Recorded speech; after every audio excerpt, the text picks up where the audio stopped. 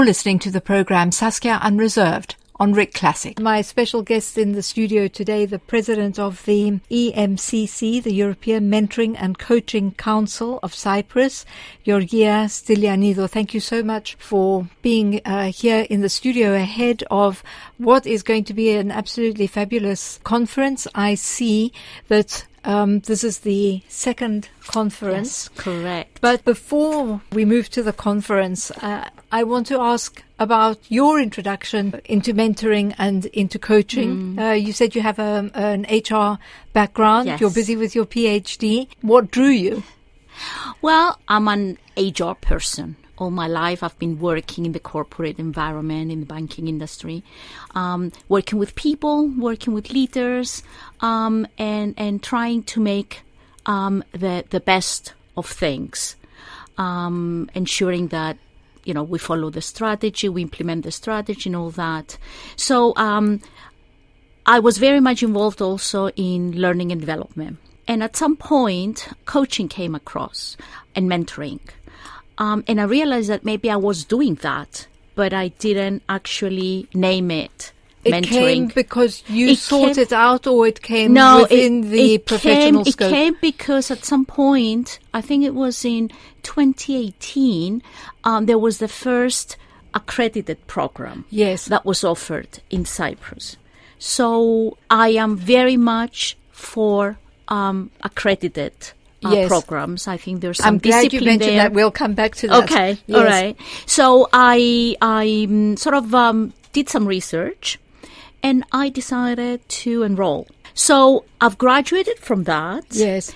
And that was a personal journey for me because I had to refocus on myself, reestablish myself, learn about myself, my new self, because as we go through life, we realize how we change. So true. So then I said, well, that's beautiful. It was a beautiful journey for me. So why don't I recommend it or try and, persuade others to go through it? So coaching and mentoring became real for me. And I've tried to establish it in the organization where I work. And then I became involved with the European Coaching and Mentoring Council, which my accreditation comes from EMCC. Yes. So I became a member, an active member, and I ended up at some point being so totally involved with it to become the president. I've been the president for the last 4 years. And it was a difficult journey because, you know, we're all volunteers. Yes. It's not a full-time job. I was going to ask it, so it's not a full-time job. It's not. It's not. It's over and above what we do. Yes.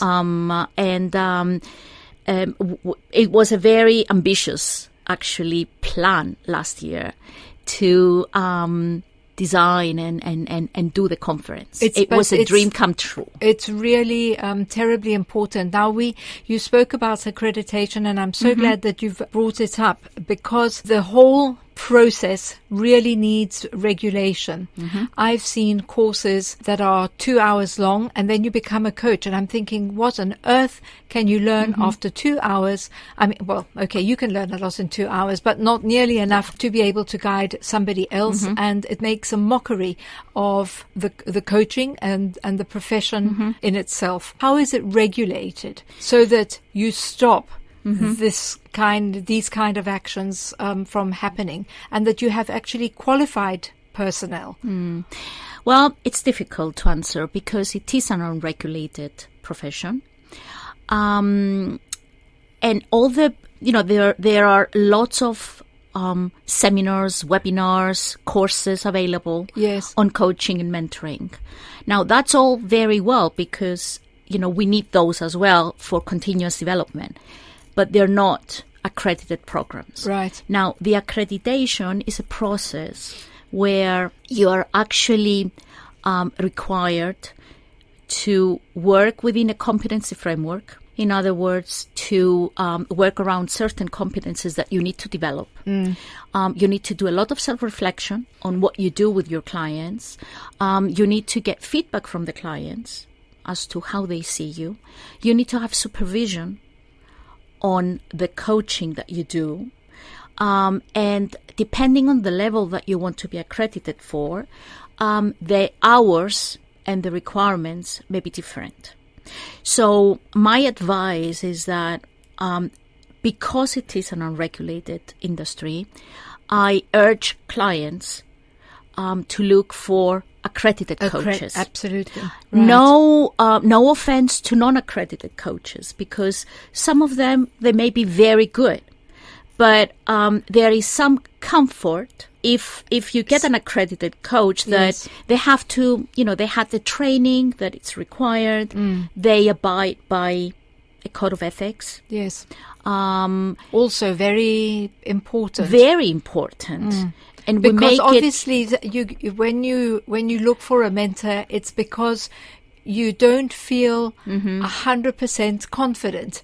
And so you're looking for validation, for support, for guidance, and somebody else needs to be there and to be confident. Yes, and one thing that we make sure that we say to our clients in the first meeting is the fact that whatever we say stays confidential. Right. That's very important to create safety, create a safe environment for your client, especially with executive coaching. When you go in as an external, for example, and, you are assigned a coaching program, then, people are a bit skeptical. Am I going to say things that, maybe this coach will go and share them with my company? Right. That's not so.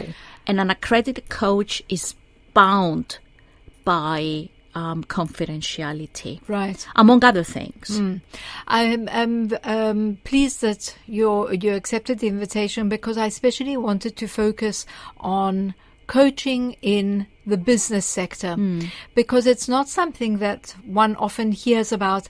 Coming in to an organization, of course, people within an organization go out and have a coach, but to have the coach coming into the organization and identifying issues, can you lead us through that process and what actually happens when an organization says to you, we feel that we would benefit from your services?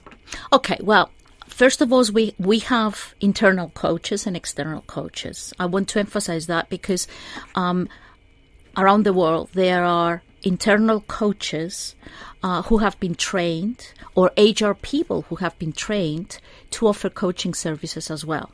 So there are benefits and challenges for internal coaches as well. Now, if we're talking about the external coach, then it's important for any kind of collaboration to be as clear as possible. In other words, an external coach will have a talk with the sponsoring organization, because the company is the sponsor, usually because they pay for the coaching programs.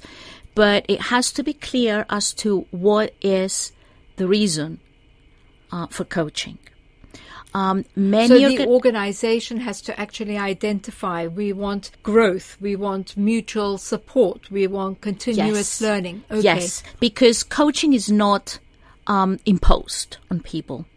So first of all, the company has to appreciate that coaching is a developmental intervention. Yes. It's not classroom training, it's not, but it is for the development of the human capital, the human resources. So let's say that the company appreciates that and shops around and identifies coaches. Probably they will look into the background of the coaches to see, what they bring with them. And then once they decide with which coach they're going to work with, then it's very important that there is a tripartite meeting in the beginning. In other words, there is a meeting that is held between the sponsor, which could be the line manager of the person, or HR, or somebody else from the organization, the coach and the coachee. And what happens in that meeting is that there is some agreement as to the high-level goal. that we will be working on. And that is good because we all feel that we are on the same framework. Yes. Now, after that meeting, then it becomes a relationship between the coach and the coachee. Once that relationship starts, then, sometimes we start with a goal, but we realize that under the iceberg, there are other things that we need to work on. Yes. Which is fine. Do you say with the coach and the coachee, is there ever a situation, for example, of working with 3 or 4 people within a department? It's still a manageable number. You can exchange ideas and you could grow. I'm just thinking, even for example, for Rick Classic, we're not a huge team anymore. It's getting smaller and smaller. And it could benefit from having a collaboration and some goals and a vision of where everybody's going. Is that possible? Actually, I'm glad you brought it up, because apart from the individual coaching, we have group coaching and team coaching. Right. And there's also the notion of coaching culture within our organization. So team coaching has to do with a whole team. And a team is different from a group. A team Can you explain the difference? Yes, of course. Now, a team has a common goal. They aspire to the same thing. A group could be people from different departments within the organization. And group coaching has to do with sharing of experiences.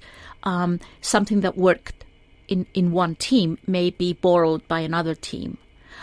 Whereas team coaching is more based on on a team. It could be a functional team. It could be a project team. Any kind of team that they have a common goal. Do you find that in Cyprus the word teamwork really exists? Or do you find that it's a very hierarchical sort of structure that is held with a boss and then the workers below? Or do you find that the gap isn't as big as it's perceived? How do you make it smaller? Well, I couldn't say a definite yes or no. It depends on the company. It depends on the culture of the company.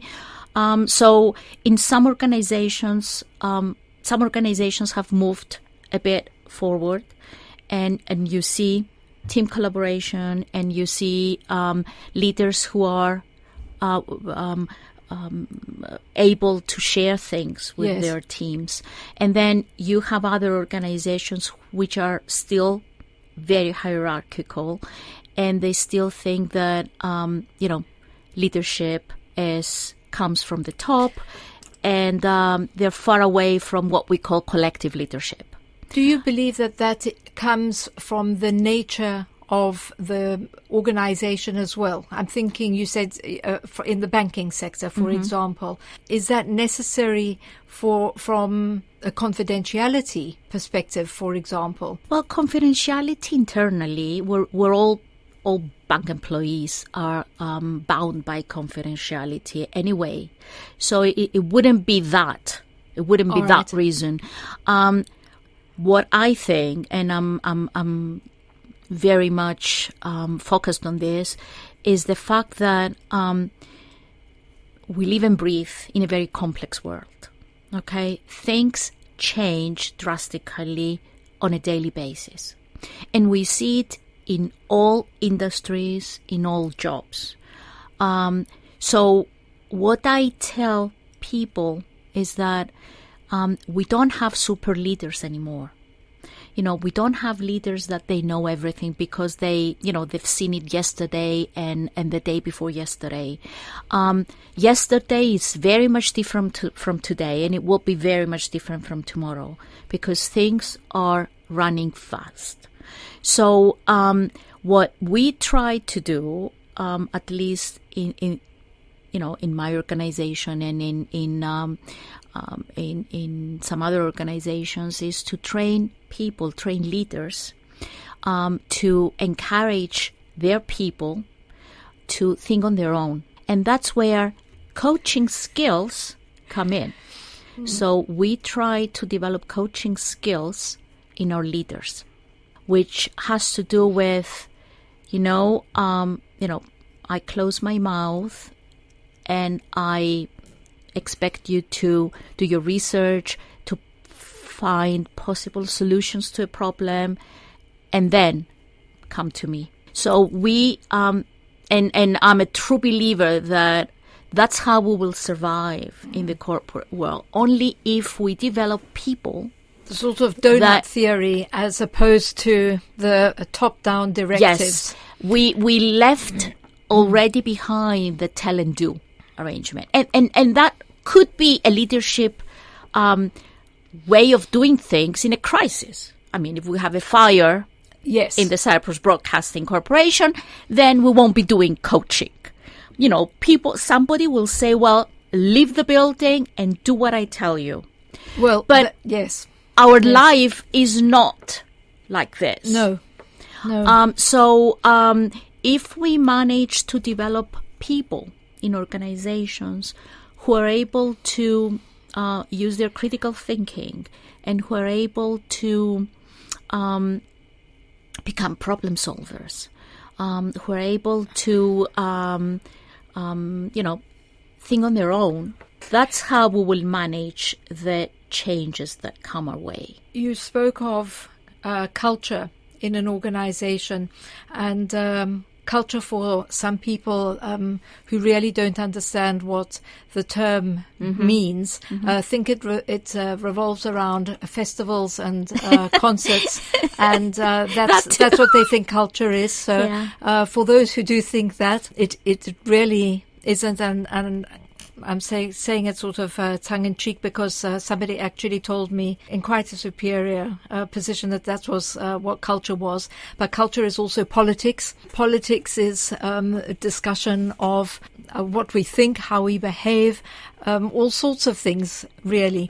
And I see that one of your speakers, Maiten Panella, this year is addressing in what she calls the Bani world, B-A-N-I, brittle, anxious, non-linear, incomprehensible, and it's demanding a new mindset. Yes. Georgia, how do we open leaders' eyes to have vision and to realize that the people around, below them, are often a very, very valuable source of information and knowledge which they've acquired, and you can, by working in a team, you can achieve so much more.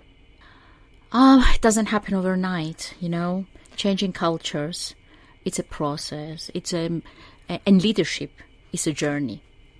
So it cannot happen overnight. But why does it take so long? Because it has to do with humans. Okay. And mindset doesn't change overnight. We need to train people. We need to take them through experiential exercises, so that they can actually understand. And the difference, I'm glad you mentioned Maiden, because she's doing work on vertical development, which is different from horizontal. Now, horizontal development has to do with the acquisition of skills and knowledge. Which is important. Vertical development has to do with change of mindsets. It has to do with going through different experiences, reflecting on them, and seeing things from different angles. Very important point. Very important point. So leaders have to put themselves into the shoes of the others. A lot has to do with emotional intelligence, another big thing. A lot has to do with the type of training that we provide to our leaders. The MBA that quite a lot of us have doesn't do it, does it? I'm hoping that by the time that we did our MBA, things have changed a little bit. I'm not sure. And hopefully it's not so knowledge-based and it's more experience-based. But I'm not sure whether academic institutions have introduced more experiential knowledge approaches. Yes. But a lot of the training has to do with actually taking roles and going through case studies and going through setting up the actual setup of what's happening. In other words, we have a leadership program in my institution where we built it with actual cases that happen in the office. That's the beauty of the in-house training. Yes. So people recognize the incidents, and they through role playing, they get feedback from others. Yes. There's a little bit of group coaching there happening. Yes. Okay. And they're able to exchange ideas and maybe be how can I say it? The other person may say something which in the beginning will appear as, what is this? But it helps the other person. Of course, an exchange of ideas. Yes, we need to do a lot of that. This, it comes particularly onto one of the comments made by Anton Parian on Facebook, who says that your explanation was excellent between the group and team coaching, and I fully concur. But he said the biggest fundamental pillar of coaching, in his opinion, is emotional intelligence, which seems to be completely missing, and it seems to be a foreign concept to most out there. And I think he has a point that if one is sitting around and you're not open to listening to other people's ideas and to their contributions, this backs up what you've just said. One has to be open to these this concept. Well, actually, the accreditation process takes you through a lot of things that have to do with emotional intelligence. Now, when we try to develop leaders who may have lived all their life without even, reflecting or being open up to the idea of emotional intelligence, then we introduce emotional intelligence through the coaching skills that we try to develop in leaders. In other words, first of all, a leader needs to understand who he is. Before leading others, we have to understand who we are and what are our emotions. Emotions are real, it's not putting them under the carpet. No. What frustrates us, what motivates us, what makes us angry. And then we have to learn to control them. That's difficult to admit. Well, and it's quite difficult to control. Well, if you don't do it for yourself, how on earth are you going to do it for others when you are going to give feedback? Yes, to an employee, when you are going to disagree with your employee, and then comes the empathy. How willing are we to put ourselves in somebody else's shoes? That also seems to be a lot of. In organizations, there's a lot of disagreements, and you see departments within the same organization, and they have a different culture, which derives from the way they do business. Is it the way they do business, or is it the head of each department and how they run their department? It could be. It could be so many reasons for that. You can do top-down development. You can do horizontal development across departments, and you can do bottom-up development. What I'm saying is all three are necessary.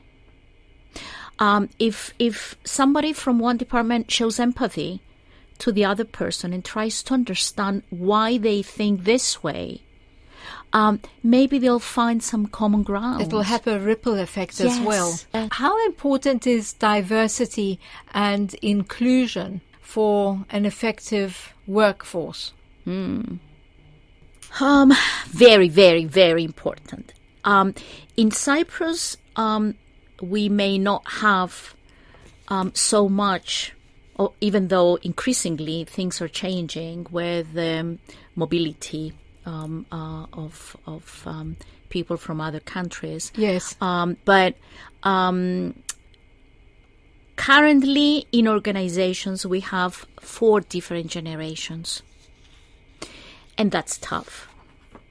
But unless we embrace those differences, unless we learn to appreciate that, the Generation X must have done something good if we're still here, and they they may be carrying certain skills, yes, or some critical thinking or some experience that we can make use of it. Millennials and Gen Z, they come with new ideas. Lots to learn from them. The Gen Z is a fabulous generation for me. Yes. They are very good with technology. Yes. They change employers quite frequently. They're sort of fearless in that respect. Fearless, yes. They don't worry about money and security. Yes. Anymore. No, they don't do the long-term planning that our generation used to do. Right. Well, we don't know what is right and what is wrong because things are changing around us. Yes. So what a wonderful thing to have a group of people or a team with different approaches. Yes. That's magical. And that's what I call diversity and inclusion. It's magical to have people from different parts of the society working together. One, I found also ahead of the conference, which we must put out the details. Let me just do that now for anybody who's just tuned in. I'm speaking to Georgia Stylianidou, who's the president of EMCC Cyprus.org. And the conference is on the 7th of November at the Semeli Hotel, starts at 8:30 until 5.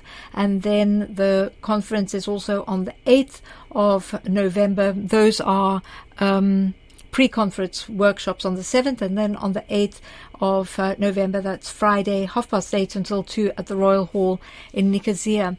And everything is so very clearly laid out on a super website. Congratulations for that. It was so easy to navigate. emcccyprus.org. And the pre-conference workshops I found absolutely fascinating, particularly using coaching for mental health issues in the workplace. Maria Piquet, yes, from Greece. A wonderful lineup of speakers. How did you find them all? Well, we don't have a company that is organizing the conference for us. You've done that all yourself. Yes. The volunteers, wow. The board is doing that. And I think what is a success factor for us is our passion. It's our love for what we do. It's our passion and our belief that we can make a difference. Now the speakers, all presidents of the various countries, we are part of EMCC Global Council. Right. Now, through the council, you meet people. You get to know what they do. Also, EMCC Global has a line of webinars that they hold. So, you're able to see people, how they approach issues, how they interact with the audience. So you depending on... You identify those good speakers. You identify. Some of them I know them. Yes. By person. Yes. Actually, most of them I know them by person, and I've seen their work. For example, Nicky Turnblanche, he's coming all the way from South Africa. He's a professor in a university there. Yes. And he has done excellent work on AI and coaching. he's a practitioner. He used to be a coach, and then he followed up a career in the academia. And what he will be talking is how we combine the two to make something better. Right. So, AI is here. AI is happening. So what do we do? The workshops, I just want to point out that this is an in-person conference, Yes. so people are Yes. welcome. Are you targeting other coaches, or is the idea to speak to business owners or people, individuals themselves? Well, we're open. Looking back last year, it's funny because last year we thought it would be a small conference, 60, 80 people. It was our first conference. And then we realized that we had to change venue because we had 200 people participating. That's fabulous. Yes. So you see that these are areas that can interest owners, C-suite people, board of directors, managers of companies. This year we have a couple of workshops and a speech on coaching for higher education. Yes. Absolutely important for students and people working in higher education. So coaches, definitely, because one of our aim is to uplift and improve the profession. Yes. So coaches, in order to remain accredited. And with such a diversity of subject matter, there's bound to be something of interest that can take them to the next step. I'm glad you saw it, yes. I saw that, Yes. And there was another very interesting discussion on imperfection is the new perfection. Yeah. The Japanese concept of kintsugi. Maybe you'd like to elaborate a little on that. I wish I could, but I don't know enough. I'm planning to attend it to learn a bit more. Kintsugi is where you find broken pottery, and then it's put together, but it's put together in a beautiful way. So it's not just with glue; it's put together with gold leaf and with silver. So it's from something broken, you build something new, something beautiful. Yes. So I like that concept as well. And really, you can find a broken person within organizations, with society, everywhere, and you can uplift them. Yes, indeed. So very interesting. And also neuro coaching. Talk to us a little about that and how one can change the neural pathways and the way that we think. Is it a matter of mind over matter? Well, it's interesting because some years ago, we couldn't say much. We were, psychologists, they would do their research, but there weren't any, X-rays or MRIs to actually see what's happening in our head. Now they're able to match the two. So various triggers create certain function in the mind. So we're able to learn a lot more about how the human mind works. Now, the mind the brain is a lazy organ, okay? And it likes to work on an autopilot. However, by practicing and willing to change something, and by practicing it, you can create new pathways. So, neurocoaching and neuro psychology, it works with the humans to find ways to help them see and do things in different ways. and that's where the fixed and the growth mindset comes. With your pre-conference workshops, are they going to be small so that there can be discussion, or is it delivered as a lecture? Tell us a little about the format of the conference and your thought process behind. The objective is to give to participants the opportunity to have some experiential learning. So we will be limiting our workshops to, say, 20 people. And what we have agreed with the facilitators, and we call them facilitators, is that they may introduce the subject, but as any facilitator, they will have practical work for the participants. It will be 90 minutes long. Yes. So that it doesn't get, people don't get too tired. Yes. And they are able to, there are 8 workshops that they will run in 4 different time slots. So they have a choice for each slot to pick the one that they like. So there will be 2 from 9 o'clock to 10:30, another 2, 11 to 12:30. Another 2 for 1:30 to 3, and there will be coffee breaks and a light lunch for participants.